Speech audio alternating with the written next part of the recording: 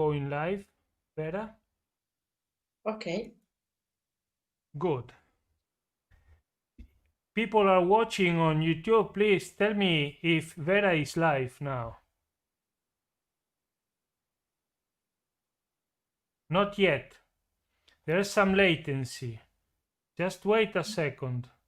It is working now or not? You tell me when it works. Not yet?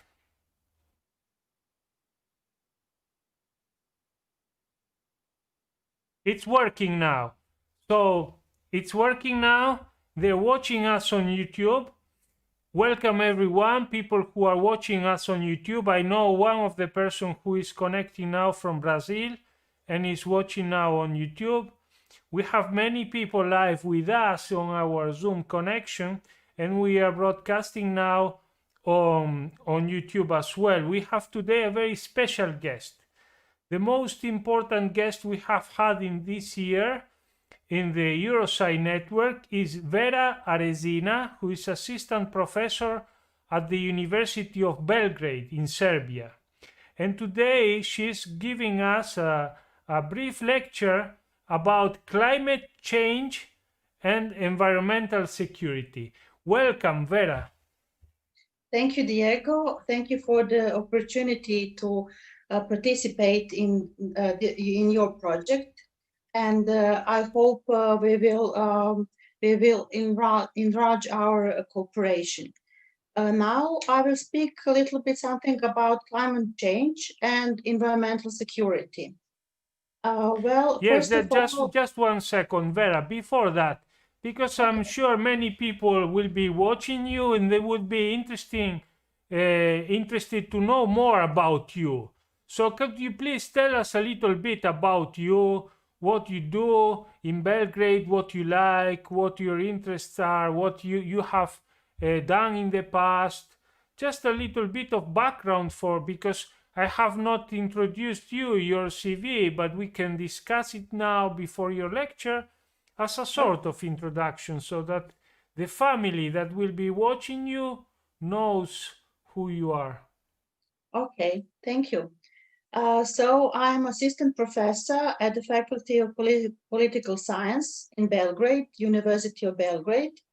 I have conducted several researches.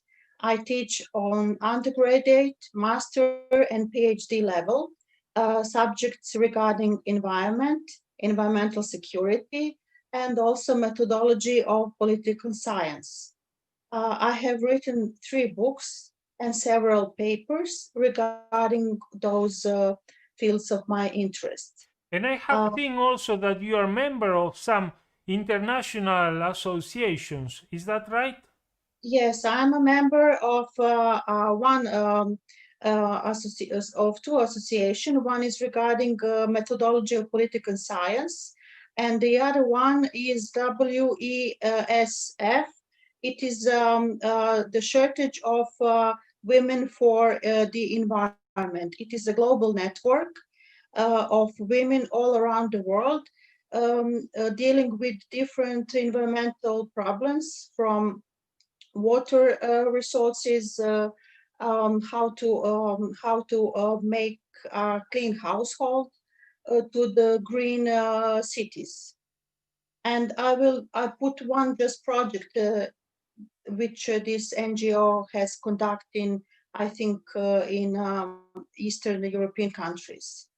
Okay, so now you said that you would discuss about climate change and environmental security. I Yes. have heard about climate change before, but this Okay. concept of environmental security is something new for me. Could you please tell us what it is about? Okay. So, have you heard about environmental security before? No. Okay. This is the term. This term, environmental security, has been introduced by UN General Assembly after the Chernobyl environmental and human tragedy in 1987. After that, the World Commission on Environment and Development made a report. The report is called Our Common Future. And then they defined the environmental security as security from political and national threats to sovereignty, including environmental pressures. But it was the first time that any problem has dealing with at the same time at all levels, locally, regionally, and globally. So I see. It was a term introduced by the United Nations, right? yes, right. After the Chernobyl disaster and the human tragedy. So there are several consequences of climate changes, such as global warming, changing in precipitation, resource scarcity, especially water and soil, and biodiversity reduction. I will speak a little bit about each of them, and then I will make some points regarding human health, about economic consequences, because as you told me, the most participants today here are from the economic field. And also we will speak about economic and also political consequences of those climate changes. So global warming is not new. It has been happening last 100 years. The temperature has risen by 1 degree Celsius, and by UNEP, it is a UN environmental program. The forecast for the 2100 for this century is globally that the increase will be about 6% of Celsius degrees. So the Europe, especially the EU, has been struggling to increase only to 2%. So what does it mean? Is it 2% or is it 2 degrees? 2 degrees, sorry, 2 degrees. Okay. For example, it will mean the changing in precipitation. It will mean a lot of droughts, but also floods, droughts on the southern parts of Europe and floods on the northern parts of Europe and all around the world also, as well fires and hurricanes. What does it mean? According to the UNEP, the droughts will be endanger southern part of Europe, also India, Afghanistan, Pakistan, Australia, Iran, and Africa. Floods, especially in the fields where are large rivers, can endanger a lot of places in Europe, but also India and China. And fires endangers California and different parts of world, especially last year, the Australia has suffered with a lot of victims and casualties and damage. So also Let me. Basically, climate change can create serious consequences. serious consequences, yes. Regarding hurricanes, for example, according to the UNEP, the especially endangered places are United States, also Mexico. In 2005, Hurricane Katrina, and in October 2012, there was Sandy. And the damage, according to all of them, was about 120 billion of US dollars. So what can we do? We can prevent, and in order to do that, the main important is to how to prevent human life and human health, and how to predict economic consequences as well as political consequences. Why? Because more extreme weather disasters, as floods, icy days, can kill thousands of people every year around the world. Also, they are in danger of regarding health because of drinking water scarcity. So the other thing is the pollution of air in many parts, especially in industrial parts of the world. So what does it mean? It means regarding the temperature will rise. There are severe problems, especially for the heat waves. Have you heard about that? You have heard in Spain, in France, in Italy. Yes, And I've heard about that.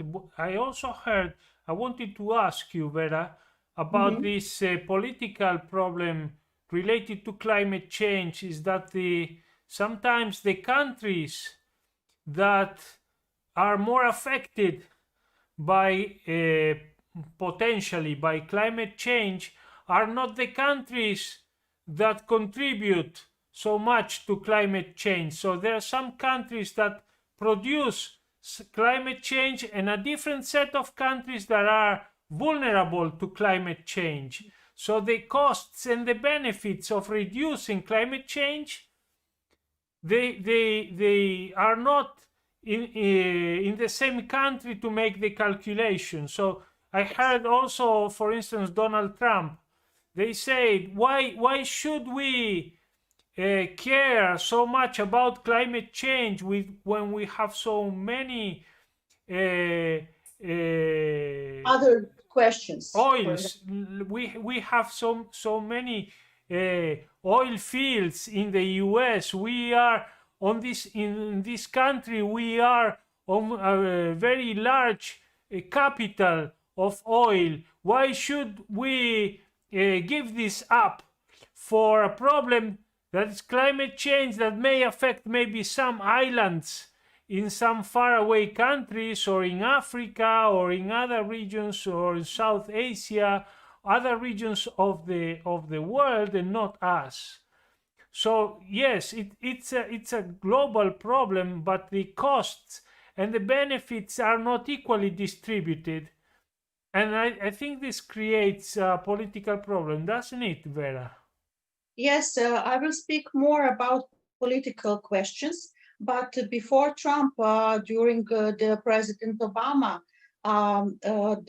the USA didn't sign the Kyoto Protocol as many other developed countries. So that was the reason that protocol has failed.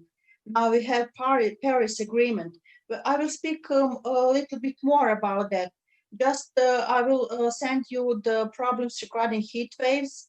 For example, there were more than 50,000 deaths during the 2003 just because of heat waves. And regarding the methodology in environmental security, refers to assuming, assessment, and following the trends regarding different climate issues.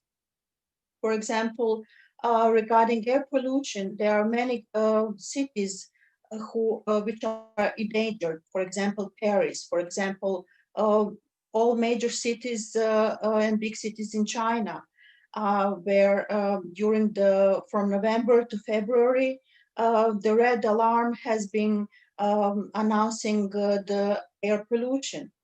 So regarding the economic consequences, for example, USA from the 80s has been calculated the damage regarding extreme weather conditions per decade.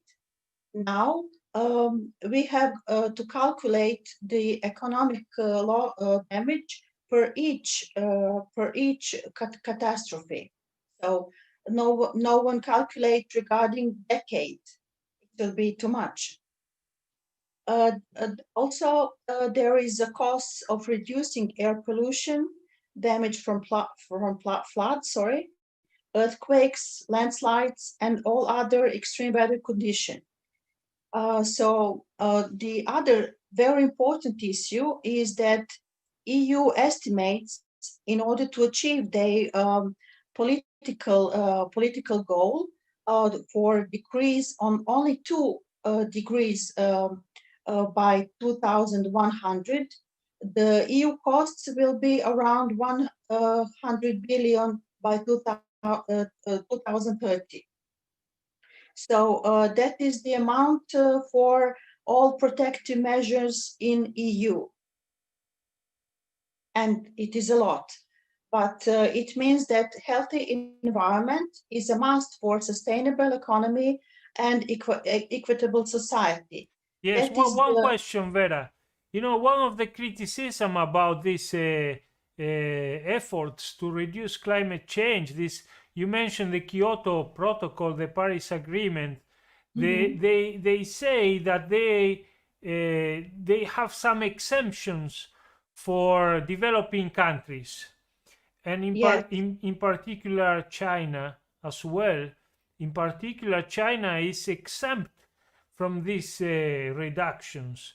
So sometimes the rich countries, they say, why should we reduce our contribution to climate change, and instead other developing countries are increasing their own contributions?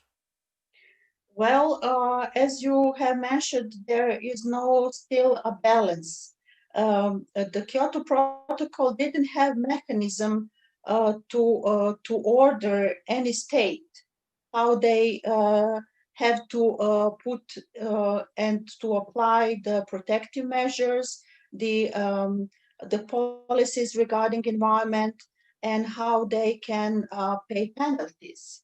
Now with Paris Agreement, it has been changed, and aside the China has made a new law. Especially, they have declared in December last year that they will have now a new clean environment, and that it will means that they will clean their cities and their rivers. And I hope that they will really apply that policy they have announced last year. So the problem regarding policies and political consequences is that on the top, on the global, we have UNEP and United Nations, and on the regional level, we have in Europe uh, environmental agency, but also we have in each state we have ministries, and for example, it is very different um, how to apply all those policies on all three levels at the same time. Why? Because before Paris Agreement, there were no mechanism who can put that in order. So um, I think that you have heard about the UN conferences regarding environmental issues, regarding decreasing of pollution. The first one was in 1972 in Stockholm, 20 years ago in Rio de Janeiro, called Earth Summit, where first time has been mentioned the term sustainable development and reuse and recycle and green economy. So it was so long ago, but I think in many countries we have applied those terms in our national strategies and also in our policies. So, for example, also in 2001, there were World Summit regarding sustainable development. And I would like to mention the UN Green Climate Fund. It was founded in 2010 in Copenhagen UN conference, and it was made, as I may say, for developing countries and to make them progress regarding projects in the countries, each country or in the region.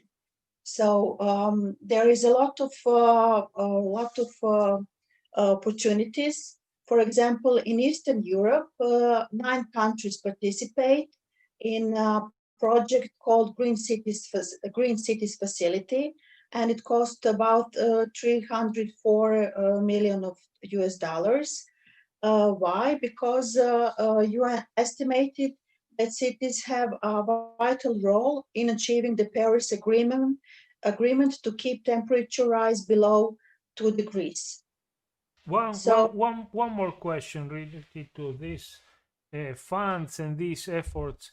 You know, now many of our students are from Brazil, and okay, in this country has been criticized because deforestation problems now in the Amazonas, that is considered like the lung of the world, right? And then many other countries outside Brazil that are interested that Brazil does not exploit these natural resources that they have, that they keep them virgin and producing oxygen for the whole planet. And do you think, is it possible or to come to some kind of agreement for compensation so that rich countries would pay developing countries for not polluting or for maintaining their environmental resources? Environmental issues, yes. Yes. Well, it is mentioned in that Paris Agreement signed by UN in 2015, and it is the great achievement for the humanity because now UN has some kind of mechanism to make projects and to allow those countries to have protective their resources, but also to make some kind of and to achieve some kind of industrial investments. So just 1 second.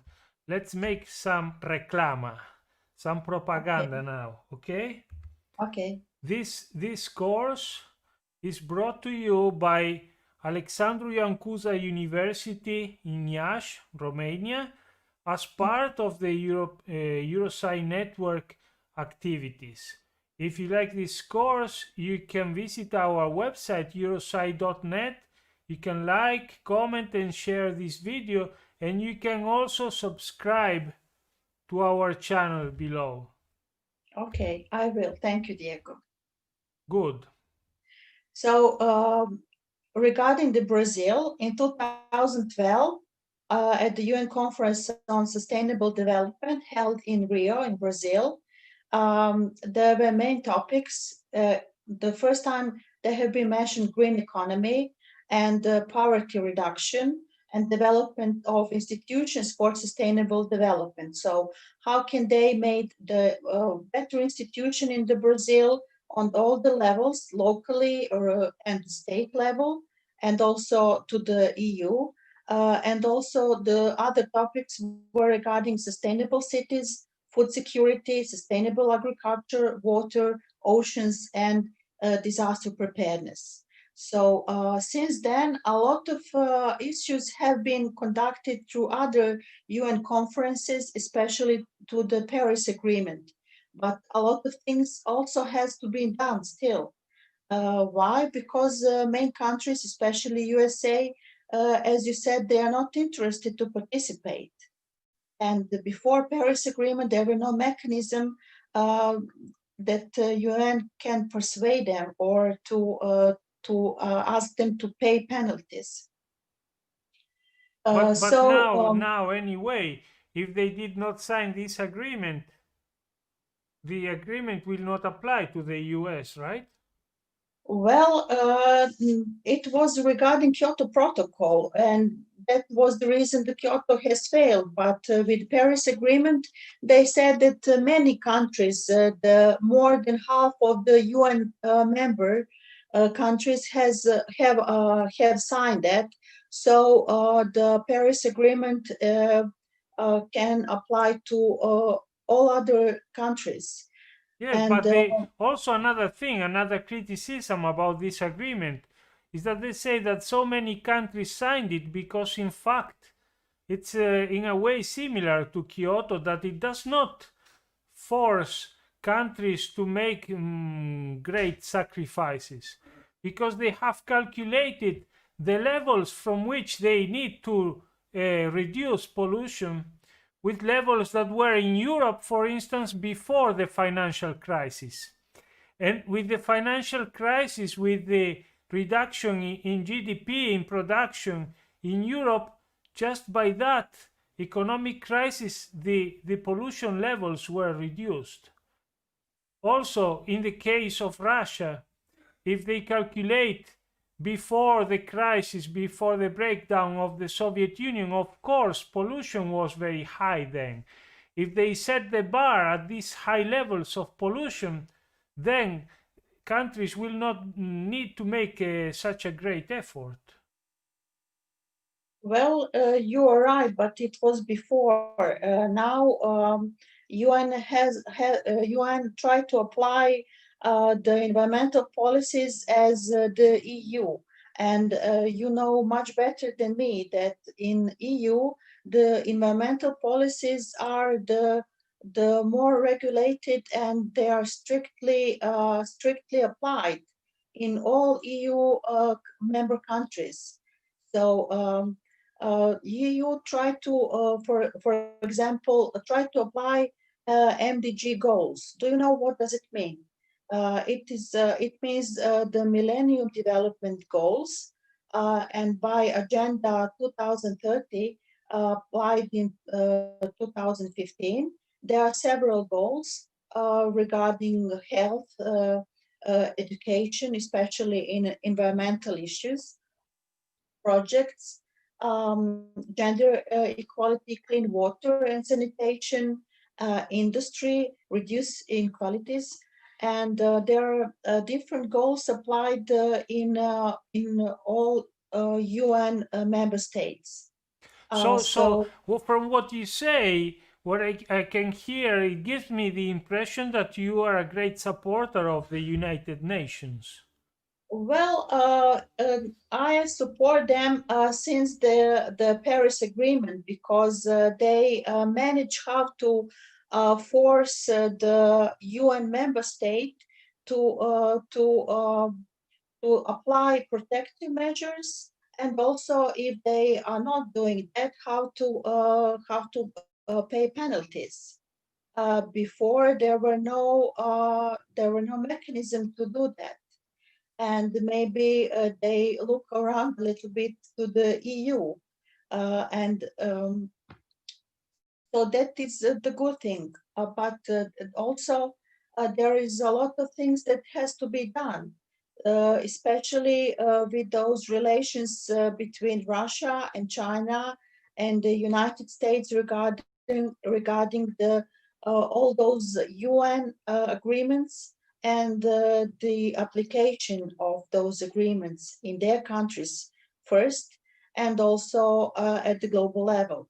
So just like now we will conclude the transmission on YouTube, and we will continue the discussion with all our students on Zoom, right? Okay. But as a sort of conclusion for those who are watching us on YouTube, are you optimistic about the United Nations efforts to reduce or mitigate climate change? After the Paris Agreement, I am, because after with that agreement, UN made a mechanism, and they can ask each member countries to report in a 5 years period what they have done regarding environmental issues in that specific country, and which MDG goals they have realized so far. So it didn't exist before. It is the first time that UN has some kind of asking questions in a 5 year period. So I hope that. So essentially, you believe that the Paris Agreement is essentially different from the Kyoto Protocol. That Yes. the Paris Agreement is more enforceable, has more enforceable mechanisms to make it Yes. work, right? Yes, but Good. also it depends on all of us how whether it will be only a letter on a paper, as all letters on the paper, just letters. We After will continue this discussion now, restricted to our students that Okay. are watching us on Zoom, and they are waiting for our discussion and interaction with you. They will have questions for you as well. I just wanted to thank everyone who watched us on YouTube, and Professor Vera Arezina from the University of Belgrade for having offered this lecture within the Eurosci network in open access on YouTube, and having accepted also to participate in our Eurosci network course that is simultaneously offered at several universities in Romania, Ukraine, Libya, Morocco, and Brazil.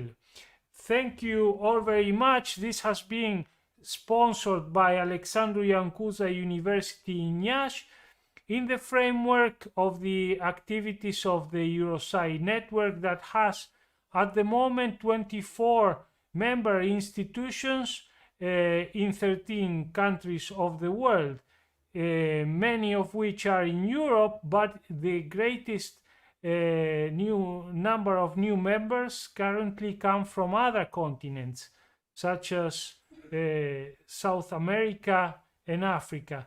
Thank you all very much for watching on YouTube, and now we will continue the discussion on Zoom.